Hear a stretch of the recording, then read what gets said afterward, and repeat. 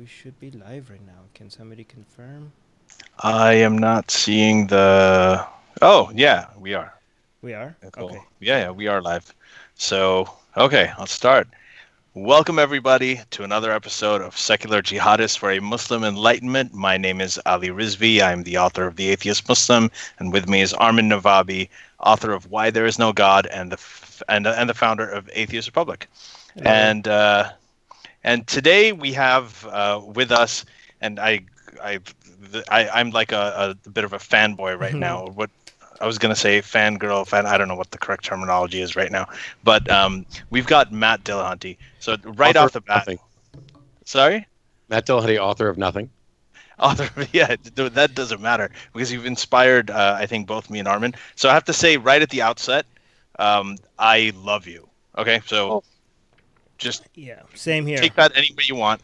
But the thing is, I've been hearing you for a while. I think the first time I met you was in I think 2015. It was Nate Phelps's conference in Alberta. Yeah. And you had a debate, I think, with a pastor there, and I just like all of your debates and like your TV show. You're just the way that you argue about the things, the way that you think. The clarity of thought that you have is just something that's hugely inspiring. And Armin has told me that when he wrote his book, you actually inspired him to write his book as well. Oh, Armin, yeah. Is that okay to admit on air? Yeah. The reason, like watching you on the Atheist Experience and all the arguments and everything, wanted me to summarize most of the arguments in one place, and that you inspired me to write my book. So, yeah. So yeah. I'm on. Yeah, and so I'll just go with a really quick introduction, and we'll just get to talking. I mean, Matt Dillahunty, for those of you, the few of you who don't know, he is from Austin, Texas. He is, as he reminds us all the time, he ran the cable TV show, the webcast and the cable show, The Atheist Experience, and he's been doing that since 2005. That's something that all of us watched. And from then onwards, I mean, he's just done a lot of debates. He's also a magician. He does a lot of magic shows. He's been doing that since he was very young. And most recently, I think your debate with Jordan Peterson actually got a lot of airplay. And we're going to talk about that as well. That's all on YouTube, and you guys should watch it if you haven't already. So, Matt, we're going to get into a whole bunch of topics. Just wanted to tell you a little bit. We have a lot of atheists, agnostics, secularists from Muslim backgrounds that listen to our show. So that's actually a lot of our audience. And one of the reasons we're really excited to have you on is because I think that some of the way that you engage with theists and the way you engage with religious people, the way you have conversations with them, the way you've debunked their arguments or answered them, I think, for so many years, there are many people who want to have these conversations with their families in the Muslim world, and with their teachers, with their families, with their community members, their imams. So we wanted to kind of also get an idea of some of the insights you may have on just the art of debate and how to engage people, and how that may apply in a world where this kind of conversation is fraught with a lot more, I guess, at this point, many really deadly risks, quite literally, that you don't see as much in the Christian world anymore. So I thought that'd be a good sort of conversation to have. But to start with, can you just tell us a little bit about how you started out and just a quick bio? Yeah. So a sperm met up with an egg. I was. Is that self-evident, Matt? Well, it is now. I'd say that it's a good starting point. The de facto thing is that if you meet somebody who appears human, they probably started with a sperm and an egg. Okay. But, I was raised primarily Southern Baptist, walked down the aisle around the age of 5 to accept Jesus in my heart, was active in the church all those years. And people in the church, including, my parents and others, thought that God wanted me to be a preacher. I was terrified of that. I was terrified of public speaking. I went in the Navy when I was 18, did 8 years in the Navy. Got out, worked in the tech industry for a number of years, and then around 2000 or so, I lost my job, and pretty much I thought God was punishing me for caring about my career and not becoming a preacher. And so I said, okay, God, if you want me to, I'll do it. And I spent about a year and a half locked up in my house, alternating between playing video games and doing a lot of kind of prayer and study to figure out what it was God wanted. And long story short, at some point about a year into this, I realized that I could not be a Christian anymore. I'd always been a skeptic, but hadn't applied it to my religious beliefs. And shortly after that, I decided I was going to, well, if Christianity isn't true, is there something true in it? Or is there some other religion that has truth? And can I, explore these things? And I joked that for years that I started with Buddhism to figure out if I'd have multiple lives to explore this question, because it's too big for one lifetime to, dig into every religion. And then eventually it led me down a road far closer to philosophy to figure out what kind of God might exist, because that would my search better. And ultimately, at least for now, I'm an atheist, skeptic, humanist. And one of the reasons I was so happy you guys invited me on is because you're talking about your audience primarily being ex-Muslims, et cetera, which isn't the realm that I normally play in. I think in the 14 years I've hosted the Atheist Experience, we've had maybe 4 or 5. Well, we had several ex-Muslim callers, but we only have like 4 or 5 actual Muslims call in. And I have no real expertise there. But when you're debating and arguing about these things, first of all, one of the things I point out to people is you don't have to have any expertise. They have a proof. They're the ones that have to convince you. And if they're not making sense, they have an obligation to explain it to you. If you can just sit there and say, I'm not sure I understand what you're saying, and you just ask questions and go this until there's clarity. And if you reach a point where they think they should have convinced you and they haven't, you can at least explain why you're not convinced. Maybe you're not, clear about it. But if the thing is, you have to have, within dealing with Christianity, you don't have to know anything about the Bible. You don't have to be able to read Greek and Hebrew and Aramaic. You don't have to, study through concordances and dictionaries. It either makes sense or it doesn't. And if it's the kind of thing that, I think one of my favorite things to point out is like Alvin Plantinga is a genius Christian who has a modal logic argument of the ontological argument. And this is something that a lot of high-end theologians find incredibly impressive, and I don't. I think it's an obfuscated version of an already foundationally flawed and unconvincing argument. But even if he's correct, he's arguing for a generic God, which would apply to Christianity, Islam, and almost anything else, the kind of creator of the universe sort of thing. And he's presenting an argument that less than 1% of the population has any real hope of understanding. They don't have the requisite knowledge with regard to modal logic, let alone just standard arguments. And so it's kind of funny to me that let's assume for a second this argument was valid and sound, which I don't think it is, that the best argument for the existence of God is something that almost nobody could possibly understand. Right. Why would a God make this so difficult? The one thing that I wanted to do at one point, and it got canceled, there was somebody who wanted to do a team debate. They wanted to get me and somebody else against 2 preachers. And it was going to be a debate on key tenets within Christianity. And I had this, what I think is a great idea. I was going to get Hina Databoy to do it with me. And anytime they presented an argument for Christianity that would also have applied to Islam, she would to it and say that would apply to Islam as well. So we're clearly not talking about Christianity. I suspect that I would have had very little to say during that debate, maybe chiming in on a doctrinal issue from time to time, because the truth is, and this is why I was happy to come here, by and large, the arguments are all the same and tend to be vague. And it's only once you get past, the creator, the origins, the abstract arguments about morality, when people start arguing, like, the Quran reveals scientific information. No, it doesn't. Yeah.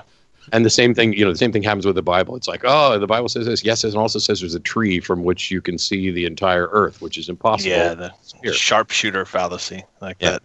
There's a, I think one of the quotes that I've always liked, and I can't really remember who said it, was that you don't need to read extensively about leprechaunology to not believe in leprechauns. Right.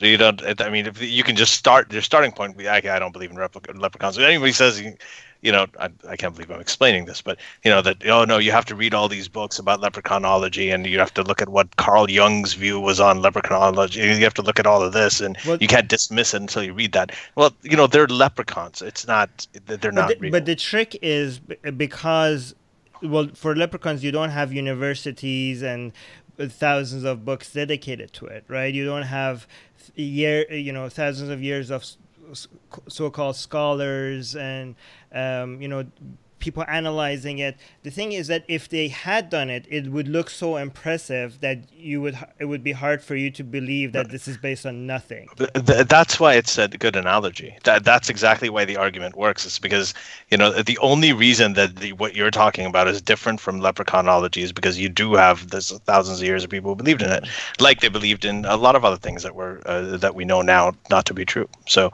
one question for you is the 4 or 5 Muslims that you said called your show, but right. What do you recall? What questions they had to ask? You're stealing all my questions. That's a good question. Yeah, no, go ahead.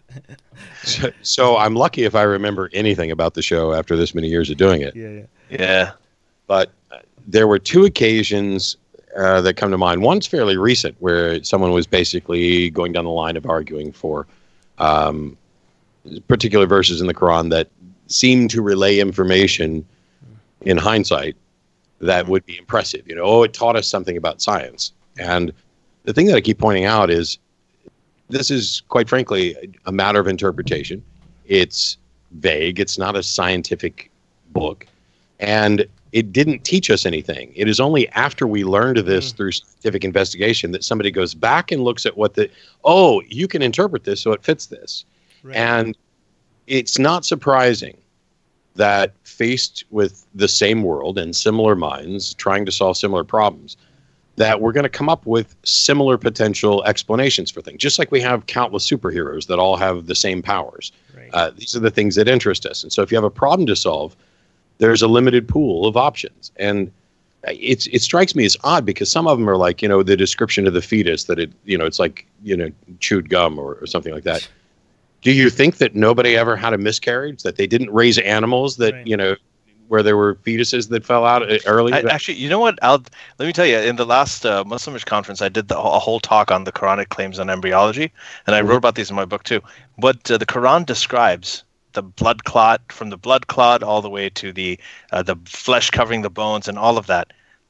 That's chick embryology. Galen and Aristotle wrote extensively about it. All you have to do is crack open a fertilized egg, right at the point of fertilization, which is where it would look like a blood clot, or move on to, you know, whenever it's any stage of development, and you will find something in the Quran about it. So unless they had a deficiency of eggs or curiosity, right, there's no surprise that some of these claims are. In fact, the funny thing is the Quran never mentions the ovum, which is the source of the majority of the genetic material in an embryo. In general, there's no example where, because of scripture, religious people came up with a scientific understanding of the world that scientists didn't, and then eventually scientists got to and said, like, oh, the scripture was right. It was always the other way around. It was always the scientists discovering something and then the religious going to scripture, like, oh, this in our scripture is basically talking about that. You never see them claim that scientific fact first. And it's interesting that they use science as a legitimate way to show that scripture is a real thing. That actually shows something about how they actually think about science. That's also interesting. It's even worse than that on a couple levels. And one is that if your ancient text, be it the Bible, the Quran, whatever, had a legitimate scientific explanation for something that was clear and that nobody could have known about in any other fashion, you still don't have a justification for believing that it's accurate until you've done the science to test and confirm this. Right. You know, right. Talks about if it explained the germ theory of disease, which some people will do that. Oh, this is why it tells you to wash your hands. Maybe it tells you to wash your hands because when you got blood all over them, it tastes crappy. You know, you don't want to. But right. Even if it explained the germ theory of disease, the time to believe that is an accurate model is after we have evidence for it, not because it came as a pronouncement on high. Mm-hmm. Right. Exactly. Do you have okay, so a lot of our listeners are in Islamic countries. We have a lot of listeners in Saudi Arabia, in Pakistan, in Egypt, in Bangladesh, and some of them, they do want to are interested in becoming atheist activists, but they don't want to risk their lives or their safety or their freedom.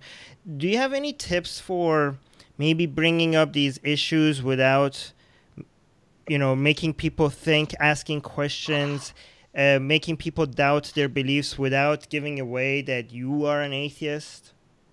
Do you have any tips on that? I want to preface this by saying that it may in fact be incredibly arrogant and irresponsible for me to give any tips like this to someone. I'm never in a position where my life is likely to be endangered because I speak out about something. Mm-hmm. And I want to, caution people that if you're in that situation, we'll do everything that we can to be supportive. And I would prefer that people not put their lives at risk, that they find a way to do this. And one piece of advice that I give to, in particular, I've had teenagers, Christian teenagers, who become atheists, and then they get cut off from their family. We have to find them new homes, and their lives aren't in danger. We haven't had to hide them as we have some ex-Muslims. But when people ask me about coming out, the one piece of advice I always give everybody is, don't make a big deal out of it. Don't do a sit down like, oh, I have something important to tell you. And at least at the beginning, especially if you're not sure how things are, don't use the A label, the atheist label, at all. Because it's in much the same way that if you tell me something and I say, I don't believe you, I'm not calling you a liar. I'm saying I'm unconvinced that what you're saying is correct. I may think that you're lying. I may not. I just may be unconvinced. And if you use the language like that, and I don't know how well this is going to translate through various language barriers, but if you use the language of being unconvinced, now, instead of looking like you are in opposition to Allah or in opposition to Yahweh, it now looks like you are just engaged in some doubt, you have some concerns, which is all real and true.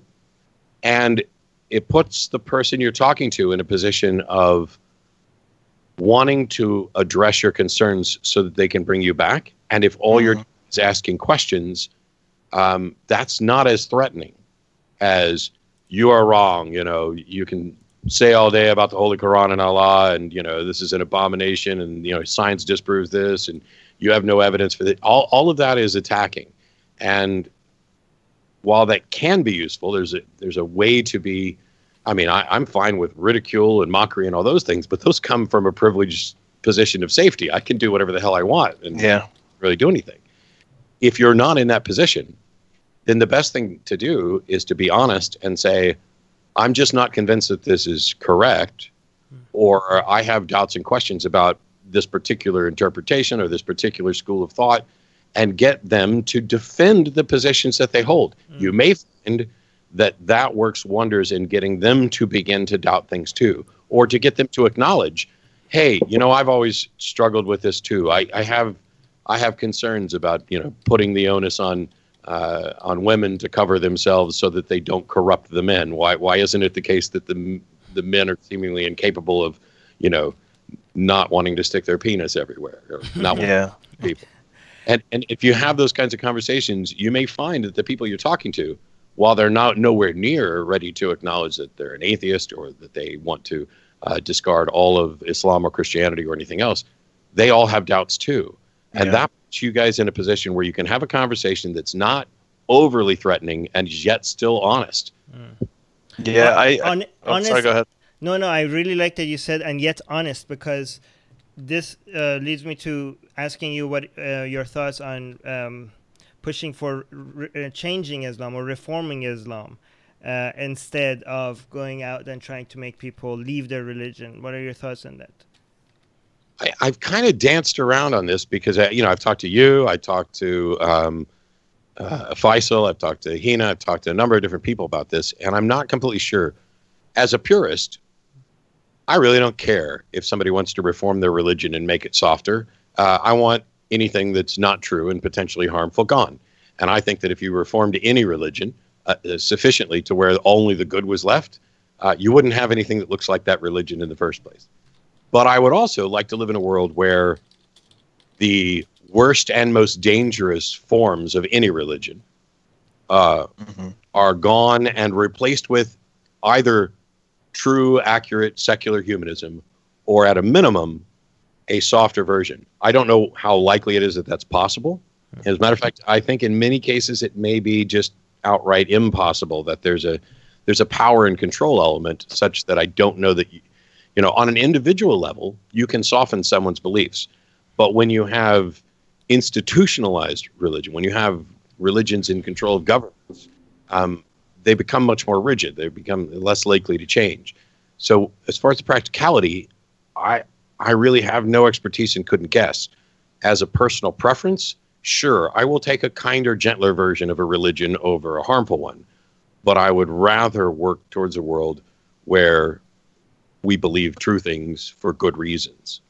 Right, I would rather that as well. I just don't know how could practically, if we remove critical thinking or encouraging doubt, once you remove that filter, I don't think we have much control over where people will land with their. I think whether they come on a nice, kinder version of a religion or a more violent version of it, it has to do more with their own sense of sympathy and their own moral standards rather than what they're looking into the text. I think what you said last time was that it was about the method, and we were talking to Stephen Picker. You said that it's about the method, not necessarily the conclusion. If you're using the wrong method to just luckily get to a nice conclusion, that doesn't. Same flawed method will lead you to a nice conclusion every time. It could lead you to horrible things. I can frame this with respect to Christianity and even in an abstract sense. If you have a really awful version of a religion and a far more liberal, moderate, friendly version of religion, if those are the only two options, that may be the best scenario, because there may be more people who are willing to jump to the better one to avoid being in the nasty. But if you create a bunch of steps in weakening, now you create a landscape that can lead either direction. You can take people who are generally liberal theists, and by showing them flaws in their reasoning, gradually stair-step them down to the more fundamentalist version, just as like you can go out. When I gave a talk in California 4 or 5 years ago, where I said that fundamentalist Christians are the target audience, because the liberal Christians, they don't care whether the earth is 6,000 to 12,000 years old. They're not concerned about that stuff. It's all abstract. They have already rationalized away the very problems that rest with the fundamentalist version. But if there's somebody who's a fundamentalist, who's anti-evolution, anti-science, and all these other things, when you start chipping away at the foundations of their belief, they're not going to crumble to a liberal version. They're going to crumble to an atheist position. Well, I mean, if you look at two options, people moving towards a religion or moving away from religion, what I think is that if you look at the liberal theists, they're not liberal because they looked at the Quran and decided that they were fundamentalists, and then the Quran convinced them to be liberal. Or we didn't have fundamentalist Christians that look at the Bible and they're like, okay, the Bible is telling me to be a liberal. It's usually outside ideas or challenging religion that made them move away. Even though they're still theists, their ideology is influenced by views outside of religion, not from religion. And I think the problem is that what reformists do is that they take credit for liberal-minded theists and make it seem like the source was religion. And I think that they are actually a good cover for the fundamentalist part of the religion, because it kind of gives a suggestion that these texts could lead to liberalism and basically gives them more authority. Yeah, so Sam Harris pointed out years ago that the moderate and liberal Christians give cover to the fundamentalists because they're pointing to the same book, they're using the same label. The same thing is true within Islam. If there's moderate and liberal theologians within Islam, they are providing credibility and credence to the more fundamentalist versions. The other aspect of this that's really troubling is I'm not in a position to declare who is or isn't a true Christian, but I can point to some positions and say, this is supported by the Bible on any plain reading, and this is not. So when you have a LGBTQ-friendly Christian church in San Francisco, they are clearly cherry-picking verses, because there are other verses that say if you allow a man to lie with another man as he lies with a woman, that's an abomination. You're put to death.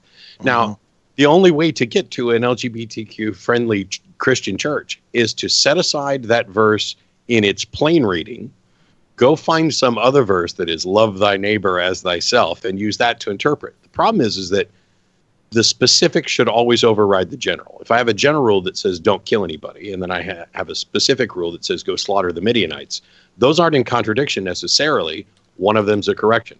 But if you take the specific one about slaughtering the Midianites and argue that the general rule no longer applies and we can kill everybody, now you've got a mistaken reasoning, which is why Westboro Baptist Church, despite being despicable human beings, the foundation for their claims and their beliefs, it is more biblically sound than that gay-friendly church in San Francisco or the church down the street from me that is wanting to be, ecumenical. Let's have everybody in. Let's work with, the imams down the street or the Buddhist temple. Let's, get everybody together. They don't have as solid of a foundation as Westboro does. Mm-hmm. This is, I think, granted, I am no expert on Islam, so I'm not going to be preaching to you guys about this.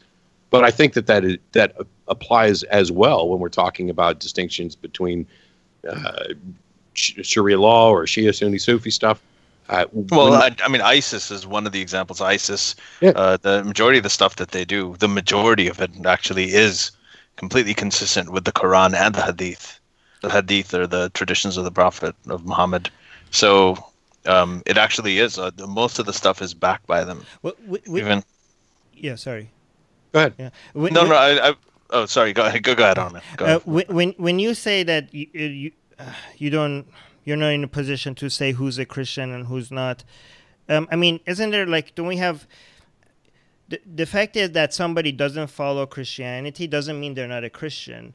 It means that they're not a very good Christian. I have no problem defining Muslim and defining Christian. Maybe somebody disagree. I could just say a Muslim is a person that believes in Allah, Muhammad as the last prophet, and the Quran as the word of God. That doesn't mean that they follow Islam. The definition of Islam is separate from that, right? I mean, they might have never read the Quran, they might not follow the Quran. I think the mistake a lot of people make is that when they talk about a Muslim, they reduce them to Muslim and nothing else, as if they're not influenced by anything else other than Islam. Most Muslims have never read the Quran, let alone the Hadith, where most of the laws and rules and laws come from. Most Muslims don't even speak Arabic, and even many of the Muslims that have memorized the entire Quran cover to cover, if you ask them what it says, they have no idea what they've memorized. They just know how to recite it. So they're Muslims, but Islam is not a big part of what their decision-making process for most Muslims, right? So, I can clarify this so it's easy. When I say that I don't get to identify who or who isn't a true Christian, I'm talking about doctrinal disputes between various versions, where the Catholics and the Protestants and the various Protestant stuff. I can look at, so for example, I'm not a Christian. I can also say with confidence, neither one of you guys are Christians. Right. Because there's some minimal definition which includes a self-identity. When I say I don't get to decide who's a true Christian, I'm saying I don't have a position or I don't get to assert who is correct in their doctrinal interpretations. Right. So I can't say the Southern Baptists have it right and the Catholics have it wrong, although I used to say that when I was a Southern Baptist. But what I can do is argue on behalf of who's making an argument to the Bible as a biblical foundation, whose version is more consistent with the Bible in a plain reading. So the LGBTQ church in California or wherever it is, they are on less firm biblical footing. Right. I can't tell you whether or not they've got the one true correct Christian doctrine or not, because that's not my job. I don't have a horse in that race. As far as I know, they're all labeling themselves Christian. I think they're all wrong. Yeah. Yeah, I have one of the ways that I parse this is that, when I talked about it in my book, I made a distinction between Islam and Muslim. So specifically Islamic ideology as presented in the Quran and the Hadith, which I think of as Islam, and the Muslim identity, which is a whole different thing. And this is one of the worst things about religion, any religion really, is that the way that the ideology gets its tentacles into the identity aspect, so that when you criticize certain beliefs, certain ideas, they actually take it as a personal attack on who they are. Right. Are you doing a distinction I just want to make sure I understand this right, because I was just talking about doctrinal things. But if you'd asked about Judaism, I recognize that Judaism is both a religion and a cultural identity as well, not a race or anything else. So I would think that, from my limited understanding, and this is why I'm asking you to clarify, I would view Islam as kind of or Muslims as kind of like a merging of that, where there's a cultural aspect identity where people identify with this. Then there are those who adhere to different schools of thought within Islam, and then there are like the Islamists, and right, and then you have the nominal types too. So I think with all religions that are really, really old, there are aspects of it that, like, I'll illustrate with this with an example. So when you were talking about how when Muslims are talking to their parents how to come out, don't use the word atheist and all that, the way that I was doing it was actually quite similar to what you're saying. And I told them I was unconvinced, but I didn't, because the reason that a lot of Muslims get upset when you criticize the religion or when you draw cartoons of Muhammad is that they think of it as an attack on who they are, their heritage, their family, their ancestors, all of that. They take it very personally, even though it's just a criticism of the ideology. So what I had was, when I used to speak to people, whether it was my parents or uncles and aunts or friends, is I would tell them, and I was honest with them. I'm like, I really like the feasts of Ramadan, and I like the Eid holidays. I like the Christmas holidays too. I like all of that stuff. So, and I know what it's like to, when you're praying and you're daydreaming and you're not focusing and all of that. I've been through that. So when it comes to the whole Muslim identity thing, I got it locked down. I'm with you. I'm like you. We're the same. But here's where I have a problem with these verses in the Quran. I don't understand why it says this, why it says that. And that is when, as you said, most of them, and I'm not exaggerating, most of them would say, well, I've had a few problems with this area and that area too, but I just choose to ignore it, or maybe it's something I don't understand. So I always notice that when you acknowledge the identity aspect of a lot of these religions, which I despise the fact that they actually get into their people's identities so much. Because if I said I don't believe in quantum physics, you'd be like, oh, okay, you don't. But if I said, well, I don't know about this whole evolution thing, then suddenly people will take it very personally because it's part of their belief, right? So I think that there is an ideology versus identity interplay that's very complex, and if we can learn to navigate that, I have found in my experience that I end up having much more sort of meaningful conversations. The thing is that I try to, this is why I like the ex-Muslim movement a lot, because the bigger it grows, the more Muslims will see that Islam doesn't have to be a part of your identity. Like you can't stop being white, or you can't stop being American. But if you can stop being a Muslim, that kind of suggests that it's not something that you're stuck with. Like it's not such a Armin, I'm sorry. I'm going to interrupt you just for a second, because there's one thing with exactly what you're saying that it still doesn't go deep enough, because even with a lot of ex-Muslim communities, they get together and they have Eid dinners with bacon things. It's not as big secular Jews still defend circumcision. It's like but Ali, I don't think it's that big of a deal with ex-Muslims. I mean, I know you see them a lot. I think a lot of people that are not Christians still enjoy Christian culture. A lot of people that are not Jews still enjoy Jewish culture. I think a lot of people that leave Islam, the vast majority, I know there's exceptions, but most people that leave Islam they don't want anything to do with it. Anything. Yeah. I always remember our friend Yas, when she first heard the Arabic verses in the Quran, she would hold her ear so that she couldn't hear it. That's how damaging it was to her experience. But yes, you were going to say something, Matt? Sorry. Oh no. So I end up pushing back a lot on. I think the Christianity, especially Protestantism, is in a slightly different category, because while I was certainly raised as a fundamentalist Christian and I am surrounded in it and it has this massive privileged status. Oh, you said I can't stop being white and I can't stop being American. I might actually be able to stop being American. Okay.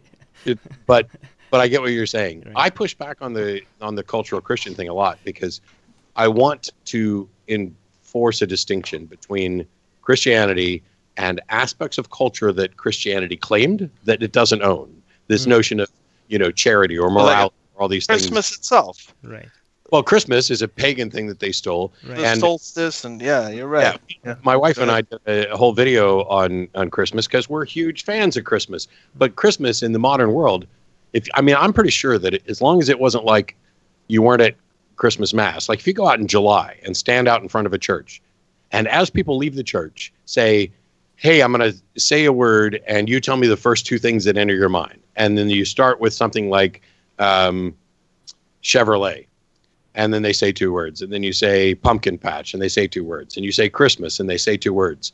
I would be shocked if either of those words was Jesus. The things that are going to come to people's head generally with Christmas, including Christians walking out of church, is going to be presents, Santa Claus, family, trees, lights, all of these things that have nothing to do with Christianity. And it's one of the reasons we did an informal survey for several years down here in Texas, where we would drive around various subdivisions to look at what decorations people put up out there. And in a subdivision with 400 or 500 houses, there might be 2 or 3 nativity scenes, and yet there's 5 Snoopies and 18 Santa Claus. all this other stuff. Well, it's like the Easter thing, right? Eostre. I think that's how you pronounce it. The fertility goddess, Eostre. That's what it's about. The reason that you got from the crucifixion and the resurrection to bunnies and eggs is because she was a goddess of fertility. Yep. And bunnies, mate. They have a lot of intercourse, and eggs are a sign of fertility, and that's where, and even the word estrogen actually comes from. Actually, I think we should try that with ex-Muslims, because of a lot of ex-Muslims, because of the traumatic experiences a lot of them have had, they don't want anything to do with Islam anymore. But what I tell a lot of people is that Islam is actually a lot more fun if you don't believe in it. That's it is. And there is a lot of interesting history and stories and like detective analysis of where this verse came from, how did this get here, what hadith. I think if we introduce ex-Muslims to after they get over the experiences they had, that actually, if you talk about Islam and Islamic history in a fun way, the same way, you might talk about the Viking religion, same way you might talk about the Greek religion or Mayan religion. Exactly where I was going. Yeah. Then Thor is so much more fun in the Marvel universe than he was when he was an actual god. Yeah, right. And we're always going to have Thursday, which is named after Thor. Nobody's going to stop saying that. How much? But that might help. That might help ex-Muslims be able to talk to Muslims in a more effective way, right? Because a lot of Muslims, when they talk to a lot of ex-Muslims are just show their disgust with Islam, right? And a lot of Muslims get turned off by that. But if you come and say, hey, I don't believe in this, but this is so cool, then a lot of Muslims might be like, hey, why is this person finding this so cool and still is against Islam? We need to have a Netflix and HBO series, because that's one reason I love Game of Thrones, because if you put Islamic history in film, that's what it would look like. Like all of the stuff from how they treat women to the beheadings and the battles and everything. They show it so graphically, and I look at it and I think, I'm like, this is exactly what it was like. I have a question. Sorry. Awesome. Go ahead, Matt. Yeah, except for the dragons. Those are just in the book. I have a question for Matt, because you mentioned, and by the way, how much time do we have? Because I want to make sure we get to patrons' questions. We have some questions in live chat. How much more time do we have? That's up to you guys. I'm here. Okay. I can do a while. Let's just. Yeah, can we do it of like 60 to 90 minutes? Let's do that. Okay. So you mentioned when I asked you about some tricks for atheists in Islamic country, you said you have the luxury of using other methods, and you mentioned mockery as one of them. A lot of people, a lot of even atheists hate that and be like, why would you have to mock religion? Like, you can criticize it, but why use mockery? How would you respond to that? Well, when I say I'm okay with mockery and ridicule, I don't ever start there. It's not like somebody comes up and says, hey, I'm Catholic, and I'm like, well, that's stupid and blah. But you know that little wafer doesn't actually turn into Christ. That's just ridiculous, and I would never start there. The other thing that I make sure that I caution people about is if I am going to mock or ridicule, it's not going to be mockery or ridicule of the person. It's going to be about the idea. And I know that these ideas get into people's foundation of who they are. And it's always a distinction. I don't think it's ever or likely to be the preferred thing, but I don't think it should be excluded. And there's a couple of really good reasons for that. Number one, I think more and more people are getting their reliable, good news from comedians. And I also think that comedians are, in the lampooning of religion, making it okay for people to laugh, that you don't feel as attacked when a comedian comes after your religion. The other aspect is, I've used this example before, so apologies for repeating. When it comes to like Santa Claus, there are kids who just kind of grow out of it. There are others who the night before Christmas get all skeptical and go on a little, an attempt to test out the model. I'm going to stay up late and see what actually happens. There's others who weeks beforehand, because they suspect what may be going on, they're tearing through the closets and looking to see and investigating. And then there's some who just don't have that sort of critical thinking and testing mindset.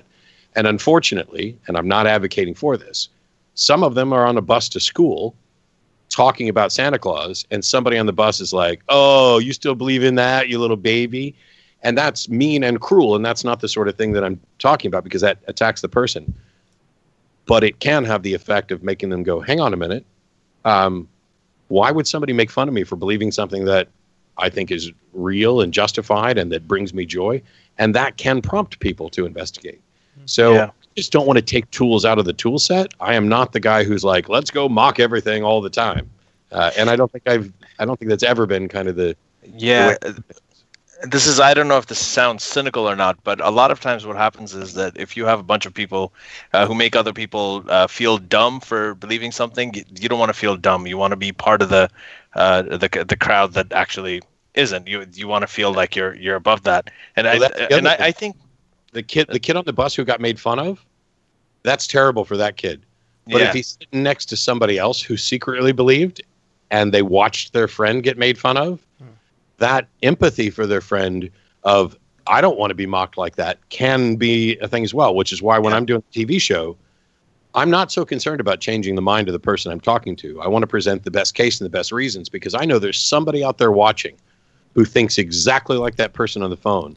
And when that person winds up embarrassed through their own, poor debating skills, or I want that other person to say, wow, I'm glad I wasn't on the phone, because I would have said what that guy said and I would have looked silly. I better go do some more research. I actually, sorry, I mean, one small thing. I actually think that is, if what you said, and Armin, you were talking about this too.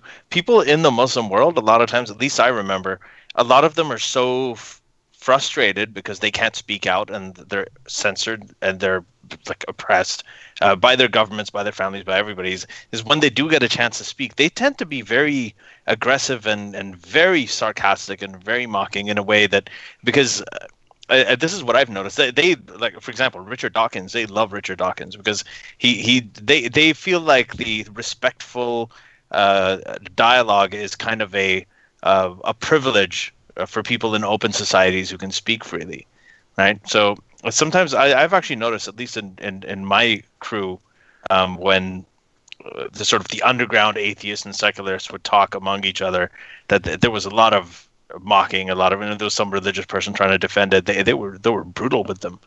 But Armin. Yeah, no, I was just going to say that how great the example Matt gave was, because this is actually something that we see on Atheist Republic and other pages, is that when you actually make fun of the idea, you get more religious. Like if you just say this is wrong, religious people are like, okay, they just think this is wrong, and they don't engage.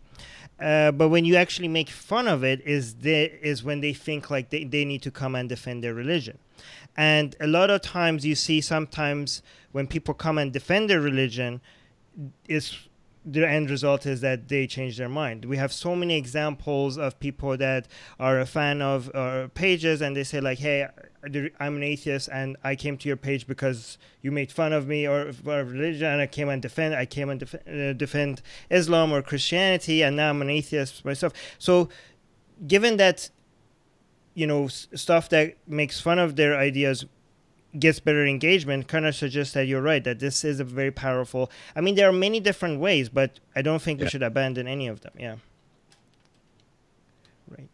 And another thing to point out, another thing to point out to religious people is that the Quran makes fun of, Islam makes fun of Christianity, right? Christians make fun of Islam, So, and I don't think there's anything wrong with that. They should be, and all of them make fun of atheists, right? How could you possibly believe that this whole world, all this organized stuff, is without God? Like, how you have to be an idiot to think that there's no great. They make fun, they mock atheism, and they should be able to. So I don't. Yeah. And I mean that happened. It happens, and I get why this happens. So just a week or two ago when I was on the show, there was a guy who was like, I just can't believe that you guys are fine with the notion that everything came from nothing. And Sunday night I was in Dallas doing a debate with Blake Junta again. And he wasn't supposed to be the person I was debating, but he filled in, and I greatly appreciate that. But a guest who was there with him, they like me. We get along. And yet they are baffled by the fact that I'm willing to say, I don't know. And they're like, how can you just be comfortable saying you don't know? And I'm like, because that's the right answer.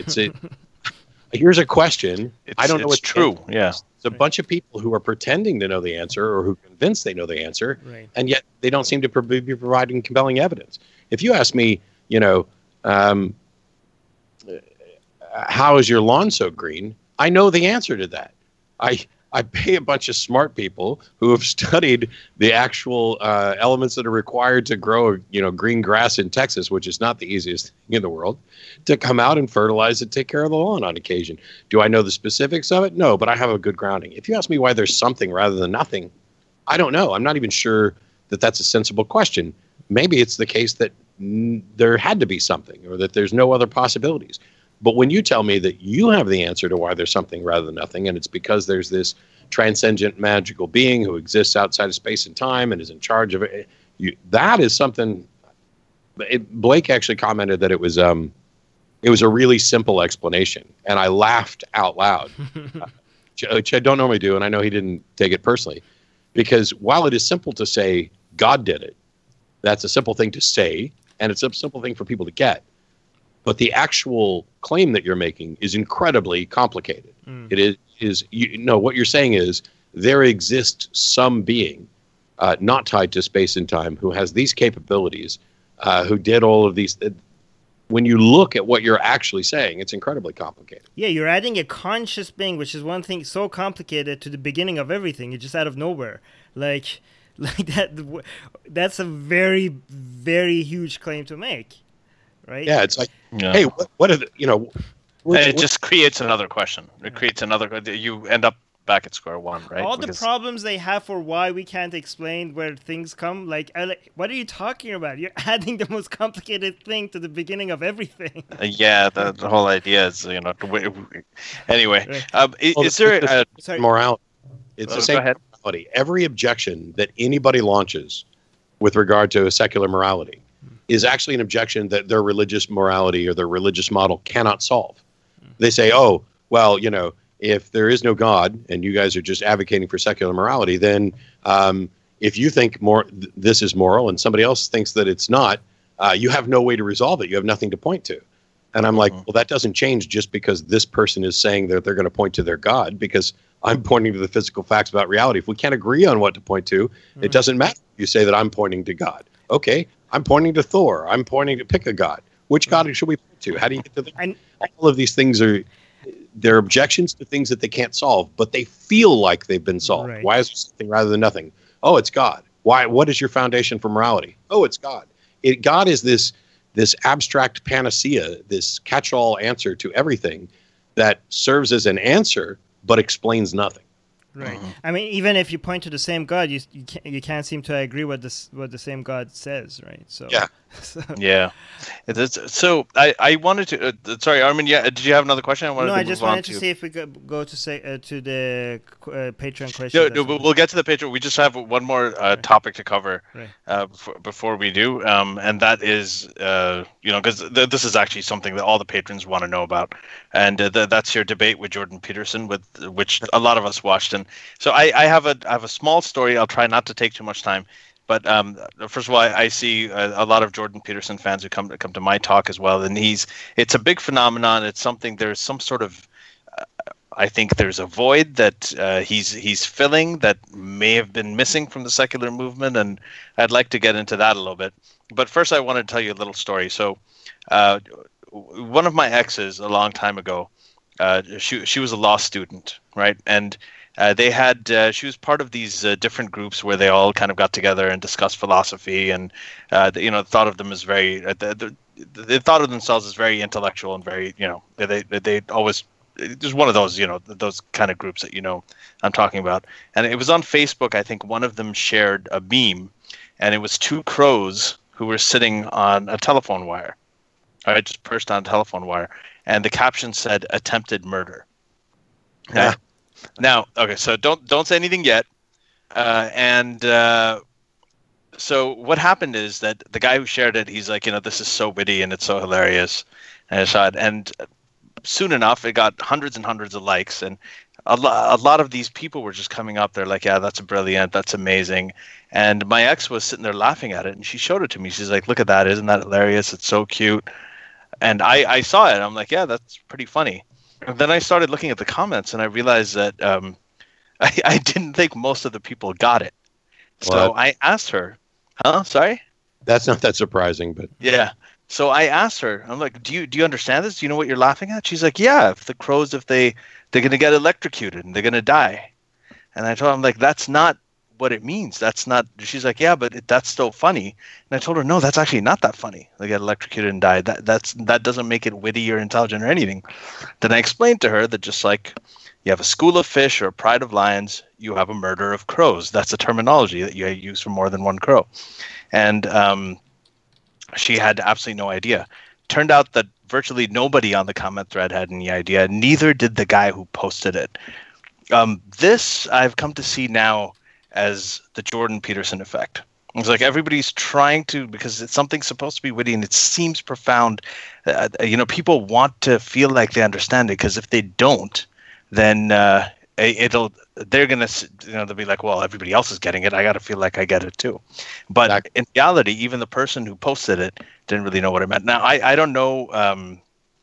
I just explained that because I think of that a lot, and I wanted to actually vocalize it. But are you there, Matt? Yes. Did you drop off? Okay. What happened?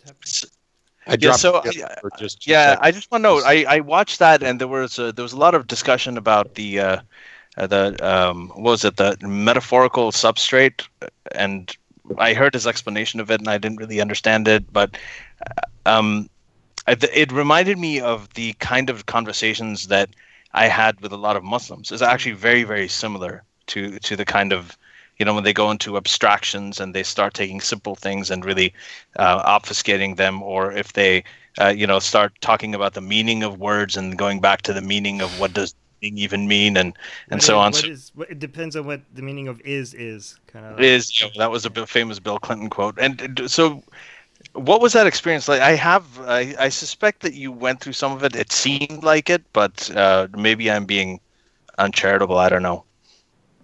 It's okay. So, man, there's a lot to potentially address and unpack. And there's other people who that was me venting more than questioning. But no, I'm talking about the thing in general, because I've had other people say that to them, it's like the Peterson fans are freshmen in a class. The professor says something that they don't understand, and they look around and everybody else is nodding, so they nod as well. Yeah. And I've said that much of what he says, I would label a deepity, which is Dan Dennett's daughter, his associate's daughter's term for something that sounds profound, but to the extent that it's profound, it's actually false, and to the extent that it's true, it's trivial. You know, like love is all you need. It sounds profound, but it's not really there. And I wasn't at the events that Jordan did with Sam, but Sam and I talked briefly before the event, because the one I did with him was before he and Sam went on this big tour. And it was funny because people were like, okay, define God. And I was looking for the actual quote. I read it in an article yesterday, but I can't find it at the moment. If you look at when Jordan was asked directly to define God, it is babble. They are English words. They present a concept that could certainly be viewed as deep. And yet what he has defined, actually he didn't define anything. What he has described does not match up with the God of classical theism, does not match up with what billions of Muslims and Christians would identify as a God. We're not even sure if it's an agent.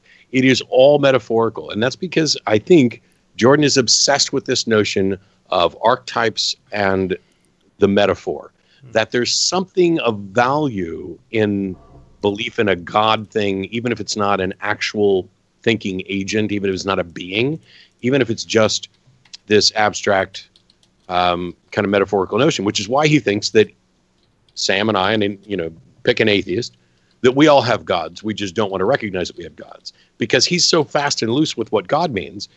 If I tell him that I advocate for the principles of secular humanism and the scientific method, well, those are my gods. Those are the things in which I put my trust or my confidence for guiding my life and other things like that. And I can understand that. And I think this is why there's some appeal to him, especially amongst some atheists, because the thing that frustrates me, and I have not read his book, so I have some friends who've read his book, who Hugo and Jake have evidently been doing amazing critiques of it. But when you go through his like 12 rules for life, which somebody he sent it to me. He sent me a copy here.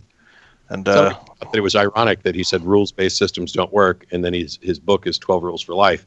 But I just looked through a quick list, and like one of the 12 rules, the 12 rules is speak clearly. Now, I dare anybody to take his rambling definitions or descriptions of God and add and honestly describe that as speaking clearly. And it seems that he, you know, Sam had a lot of trouble with him with respect to this notion of truth, because Sam and I view truth as that which is compatible with reality, that which is consistent with reality. Jordan has a view of truth that is, it's true if it's useful. That's why he's in love with so much of the metaphor, because if you can derive value from something, then it's true. But if you push him, if he's talking about something, you know, like, is this a pencil? You get a straight answer. And if you ask him, what do you mean by God? You don't get a straight answer. And I think it's as telling as anything. Well, but that's go ahead, Armin. Right. I think like when they say metaphorical truth, is kind of like saying alternative facts. Basically, it's kind of the same thing. You call it metaphorical truth because it's not true, or alternative medicine. Exactly. If it was true, you wouldn't need the metaphorical qualifier on it. Right. Yeah. But one the fact that the definition he has for God, I mean, this is not something new. Like a lot of people, when something is indefensible, you just change the definition to something that is defendable, right? And you just defend this new thing that weren't even challenging. That's why when people say, "Oh, God is love," like, well, we have word for that. It's love, right? You could just name whatever that exists. You could name a God, and now God all of a sudden exists because we know love exists, right? And it's easy to defend, that, or nature. Call nature God, and now God is real because nature is real. So I think that's something people have been doing forever.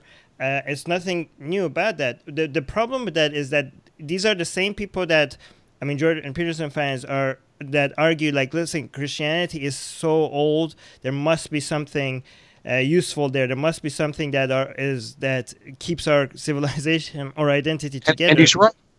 I think he's right. If these are stories, if they're not pointing to true things, it's true beings, these stories are about us. They are about how our psychology tried to answer the questions of the world and guide our lives.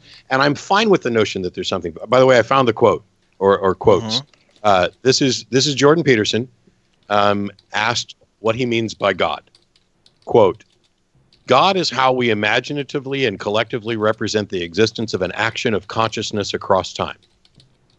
Quote, God is that which eternally dies and is reborn in the pursuit of higher being and truth.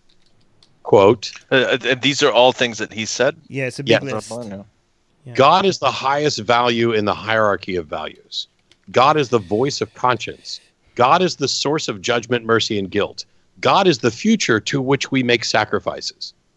Now, those things are strange descriptors of God as a metaphor, actually a collection of different metaphors, because the future to which we make sacrifices is different from the eternal that dies and is reborn in pursuit of higher being and truth. These are things. Separate things, yes.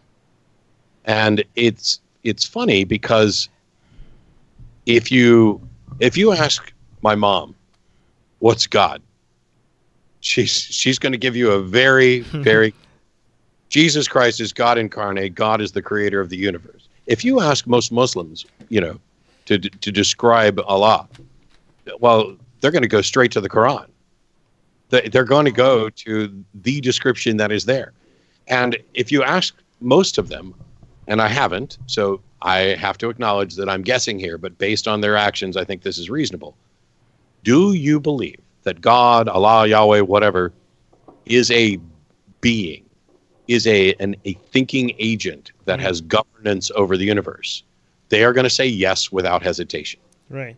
They're not going to be advocating for a metaphorical God. Because one of the things I think it's unlikely to happen is that you're going to run around killing people for not believing in your metaphor. Right. And even if it is a metaphor, why is his list a metaphor? Why can't God be the greatest orgasm that it could ever be, or something like that? I could just come up with a different, completely separate list of great things. I don't understand. It's just like out of nowhere. Like, that's just Jordan Peterson's God. It has nothing to do with. But one thing you mentioned, that you said, like, the story, it is true about the stories. I don't think it's true. The stories that you're referring to is the same stories Jordan Peterson is referring to, because I think what the value in the stories that me and I think you guys see is the stories about religion rather than the stories religion tells. Right? Like, when we look at Christianity and we find information there about humanity and about civilization, we see the story of religion and how it was created and how it evolved. What was the politics behind it? Well, how did it influence people's? And we learn a lot from that. And why did Islam come up with this story? Where did it copy that story? So I think the stories about religion is what we see value in, not necessarily the stories religion tells us. You know what I mean? Well, it depends. So, like, if I pull up the Bible, the story of how the Bible came to be and the human beings and their thoughts that came together to create these stories and everything else, that is incredibly interesting and useful and tells me about people. Right. There are stories in the Bible for which I'm never going to derive any use. There are also probably stories in the Bible, just like Aesop's fables or any sort of Mother Goose, children's metaphors, things like this. Hey, I've made reference in some of my speeches to Chicken Little, the sky is falling thing, with regard to hyperbole, the boy who cried wolf, with regard to that's archetypes. It's full of archetypes. This is the sort of thing that is the foundation of what Jordan cares about, and it ties into many others. I mean, it's Joseph Campbell, who I adore, and his view of man, myth, and legend across a broad range of stories we've told over the years. I think there's value. Now, if you look at, for example, I'll just pick the Jesus narrative, where they're going to portray him as the greatest heroic archetype. I don't know that necessarily fits as much as people would like. There's also the problem of, if he was supposed to be the Jewish Messiah, the Jews were not looking for a Messiah who was going to, preach and be killed. Yeah, and they wanted their land back. Yeah, they wanted a warlord. That was their Messiah. But there's something about that character in the same way that there's something interesting about the Harry Potter character or something from Game of Thrones. And if you view those as just stories that metaphorically tell us about who we are or who we were or who other people are, so that we have a better theory of mind when we're engaging with people, that, oh, I see, you are this personality archetype. That can be useful. It can also not come from that. It can come from science, where for years we've been lying to ourselves about who is or isn't an alpha, you know. And it turns out that the original Wolf research that went into defining this is the alpha dog and all that, it was garbage. It was a mistake. There was, in fact, no alpha. So this characteristic that we thought was truth and ran with and talked about in every context isn't actually real in the sense that we always thought it did. And yet it became part of our cultural identity about who's the alpha in the room, who's a beta in the room. Because even though it's not discretely, completely accurate, it has become a part of our culture where you could still identify alpha-like characteristics with people. But even when you were talking about the stories, and then you said or science, I think what you were originally talking about was also science, because you're not just talking about the stories. You were observing how people react to the stories and why they came up with this story. Or how people get value from these. And that's something I think we all agree on, that there's a lot of people who do get value on this stuff. But I don't think actually, I don't agree with that. I think what the value that you were getting out of it is by observing the effect of the relationship of people. Like, we're kind of putting people and their stories under the microscope, and why they come up with the stories and what these stories tells them about them. And to me, that's basically like studying other animals. This is science, but it's not just looking at the stories and getting value out of the stories. It's asking, why would the people at this time come up with this story? We're observing the people and the relation they have with the stories. It's so the construction of the stories, right. That's sociology. That's telling us about who people were when the stories came up. Right. But the stories themselves, I think, can have enlightening information about who we are. Because one of the areas where I definitely agree with Jordan is that we are not particularly good at knowing exactly what it is that we believe or why. The thing I find incredibly ironic is that Jordan will tell everybody that they don't really know what they believe or why, and then he's evidently a mind reader who knows them better than they know themselves. You're not a real atheist. Yeah, he can tell me that I'm not a real atheist, or a real atheist would be murders, or he seems to know more about who I am and my character than I do. And I would argue that can be the case. Like, I know there are people I've met where I understand something about their character that they have overlooked, and it has been the same for me, where people have told me things about myself that I wouldn't have realized if not for their insight. I'm not saying that's not possible. I agree with him that we are bad at it. We're bad at all kinds of things. I'm just not necessarily convinced that, and this is going to come off as glib, and from somebody who hasn't read his book, it's probably his fans are going to come after me. But clean your room, stand up straight, speak clearly. I think those are all good pieces of advice, but I don't find them particularly profound. And there are people who are looking at him as if like he's a guru who's discovered this stuff. Well, that's what I kind of wanted to get to that next really quickly. Well, actually, he says, if you can't clean up your own room, how could you change the world? But we have many examples of world leaders that needed even somebody to wipe their ass. So yet they were great leaders. Like, they couldn't. No, he's probably being metaphorical. Oh, okay. But so anyway, because we were talking about the void. That void in the second. So is there? We're talking about storytelling. We're talking about emotional appeal. How it moves people. Is there a space for that in the secular movement? Because what we do a lot is we'd have conferences and we have talks and we write articles and op-eds. And one example that I've given here before in the podcast is that when I was growing up as a kid, homophobia was a norm, right? Everybody used to use all kinds of slurs against gay people, and it was considered really bad. And as kids, we grew up with that. And one of the things that changed, and people used to write op-eds about it. People used to have arguments about it. They used to have conferences about, civil rights or rights for gay people.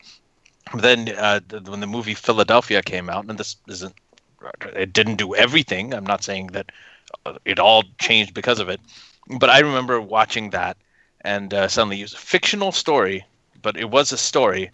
And it emotionally moved me, and that changed the way I started thinking about it. So it was a story, and there was all this other cerebral stuff happening, this whole conversation that I was thinking. I was like, okay, there's this side, there's that side, but that watching that fictional account that had some kind of emotional appeal, that did something to me, and it changed things. So I know a lot of people have done this with bullshit, right? Like, religion is all about storytelling. It's about emotional appeal, art, calligraphy, poetry, sculpture, all of that stuff.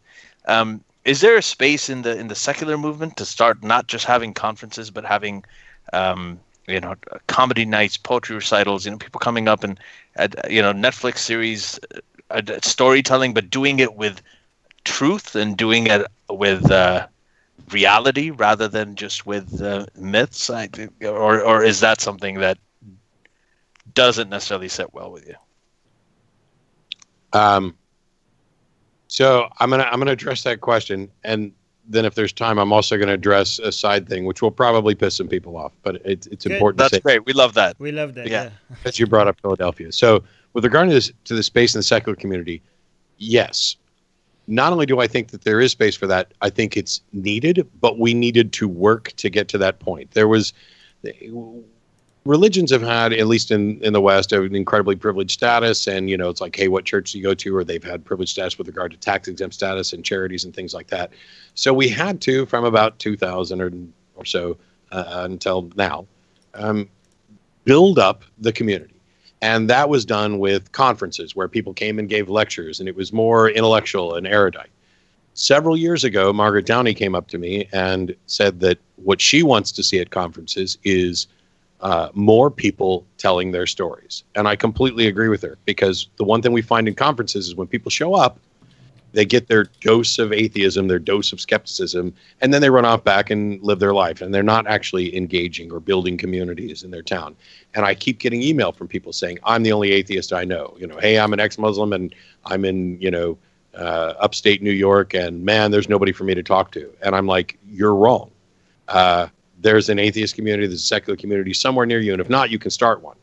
But if we change the way that conferences in particular are done, so that they're a mix of more enlightened, erudite, scholarly talks, and just people telling their stories, that connects with people. And I love the idea.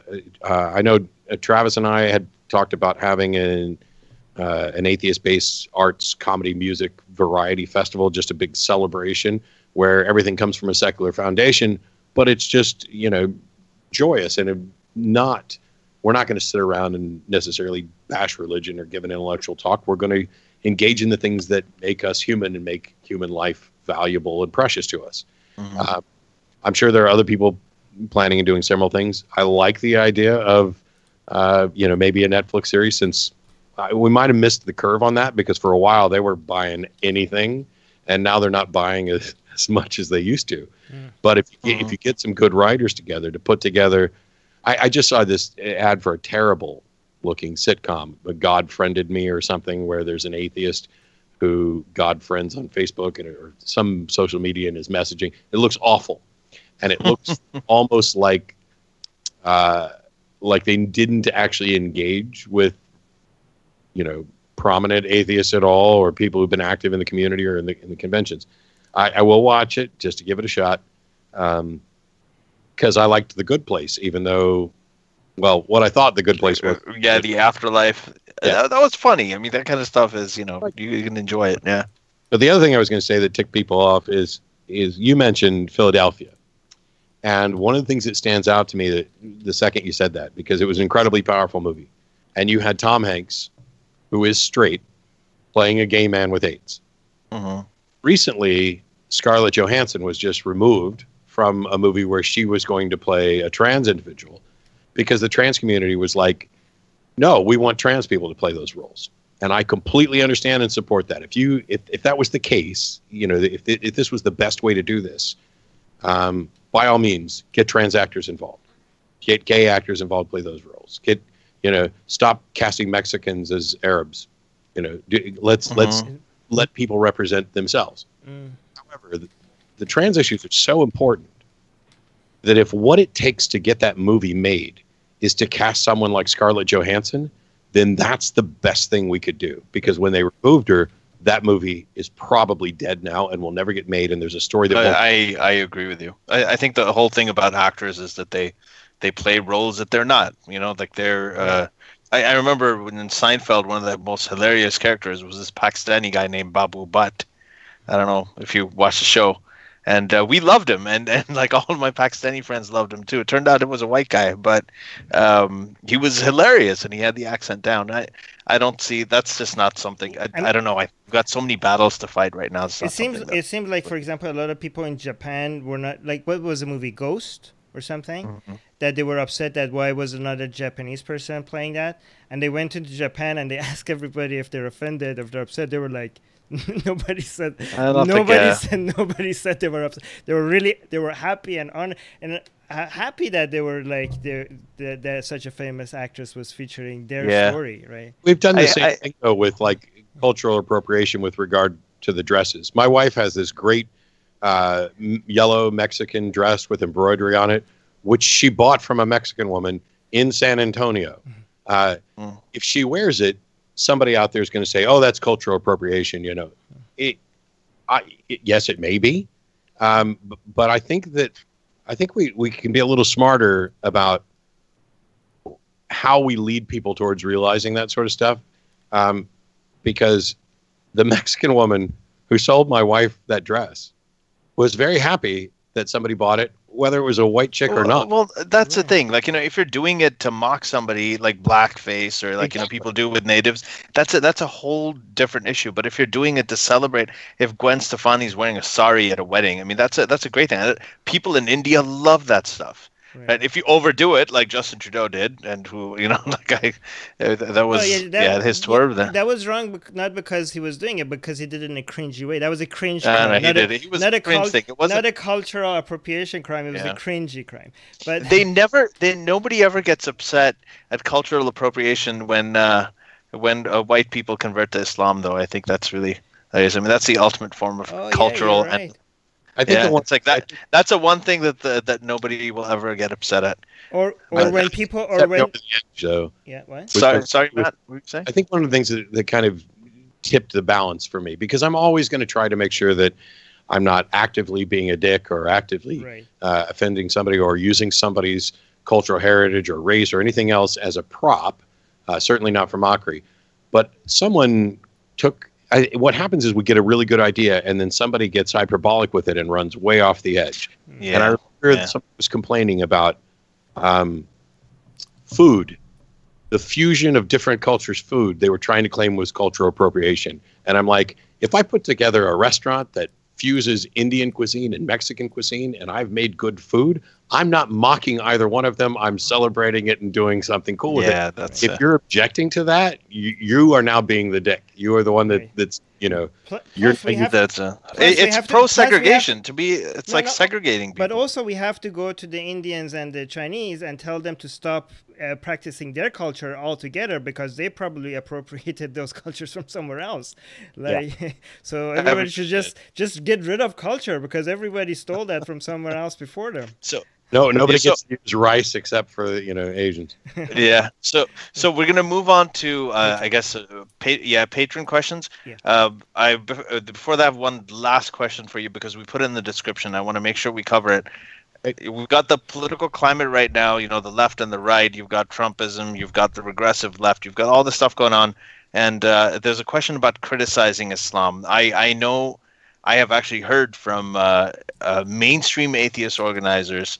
And I met them at a Muslimish conference again, is that they said that they often shy away from inviting too many ex-Muslims or ex-Muslims there, because they don't want to be, most of them are liberal leaning, and they don't want to be associated with, you know, the whole Trump's animus towards Muslims, and they don't want to be seen as right wing.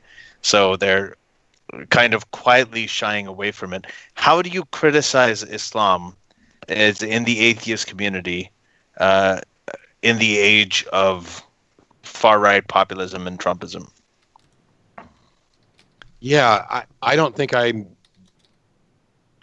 don't. Or how would you propose? I mean, I don't think I'd change anything about the way that I've always done it, because it's about addressing ideas. Let me, present your idea. Tell me what you believe and why, and I will either agree with you or disagree. We can have a conversation about that. Despite being, I thought that I had been pretty left wing, but evidently I'm not left enough for some. I'm definitely not right wing, but I've had people on the left wing describe me as more right wing than them, rather than less left wing than them. And there are issues where I'm going to be centrist. Like, I agree with Jordan Peterson, the government shouldn't dictate what kind of language you do. I don't think the law was going to do that at all. It may be the case that people were going to try to use the law that way, but I have confidence that we can settle these issues in the courts. But I don't think you should. And that's also a liberal issue. At least it used to be. I think so. Yeah. And so when it comes to Islam, if I'm criticizing a religion, I'm not racist. A religion isn't a race. I'm not actively going after Muslims or brown people or however somebody else wants to categorize it. I'm talking about ideas. And the fact that someone takes that personally, the fact that someone is offended, is not my problem. It's sad, and it's something I have to keep in my mind to make sure I'm not actively trying to do that, to offend them with regard to their personal identity. But as long as I'm talking about it's kind of like in the courtroom. The truth is always a defense against claims of libel or slander. And if I'm expressing ideas, I think that is a perfectly justifiable explanation. So I can agree with Sam that Islam is a motherload of bad ideas. He changed it from the motherload of bad ideas to a motherload of bad ideas. And I agree. I think that's a better clarification, because Christianity is also a motherload of bad ideas. Even Jainism is a motherload of bad ideas when you get into it. Now, which ones are worse? I think if you're actively addressing the ideas, the attempts at policies, the interactions between religions and government, when you're talking about people's rights being marginalized, when you're talking about trying to build a better world, the fact that somebody gets offended that I'm going after their precious religion, not my problem.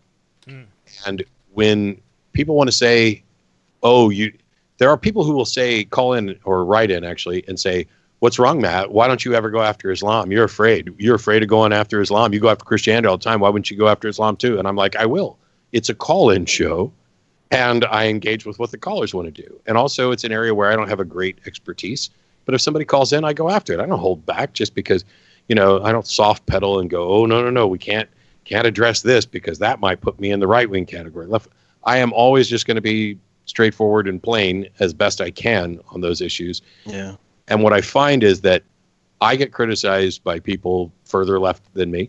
I get criticized by people further right than me. And I get praised by people on both of those sides, because the world isn't easily subdivided so that you can just dump everybody into a bucket. That's the mistake. And the buckets are getting ridiculous. I have been called a Nazi sympathizer because I am actively opposed to the idea of punching people on the street for their speech. That's it. I'm opposed to Nazis. I'm opposed to fascism.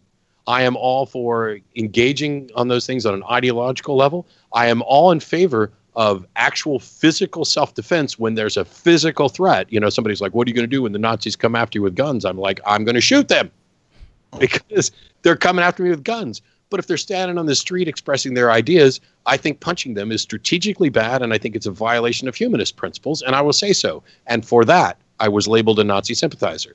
This is what's happening with people who are on the left and my friends, and people who are way out on the right. They're closer together than they realize, and they are both advocating for a form of fascism in some sense, where one of them wants, government control and let's keep all the brown people out, and the other one wants complete censorship so that you can't raise ideas. I'm opposed to both of that. I'm not going for some perfectly in the middle way. I evaluate different situations on their own, independently. And as long as what I'm addressing is an idea, and it's clear that I'm not just mocking people, that I'm not just trying to marginalize, "Oh, no, you come from a country that is predominantly Muslim, so I'm not going to allow you into my country." I think that's a horseshit policy, but I also don't think that it's completely unfounded for people to say, okay, where are the potential greatest risks of threats? They're not coming from Norway. They're not coming from a Catholic church. I think the Catholic Church does great harm worldwide, but it's not like those threats are the same. But just because a threat is greater doesn't necessarily mean it's a great enough threat to sideline an entire category of people who don't actually fit the category that you're trying to sideline. If you want to sideline terrorism, that doesn't just mean that you put up a wall and say, hey, no Muslims are getting in, because there's some Christian terrorists too. And there's plenty of Muslims that are never going to engage in that sort of thing. Would you say Islam is worse than Christianity? Like when people... At an ideological level, no, or not much, or it's kind of a coin toss. From a practical level, because of where Islam has power with regard to how deeply entrenched it is in government regimes and armies, armed forces and things like that, I think it's far more dangerous than Christianity. Yeah. And I think that's a very great answer, I think. And I think one reason why that might not be because of just where we are in history, but it's also ingrained within the text, is because, if we assume that the story of Jesus is based on a real person, I always say if that is true, which it seems like most scholars think that, it seems like it was a person that was trying to raise a rebellion against the religious authorities at the time, and he was unsuccessful and got crucified just like 1,000 other people that got crucified. And Muhammad also did a rebellion against the religious authorities of his time.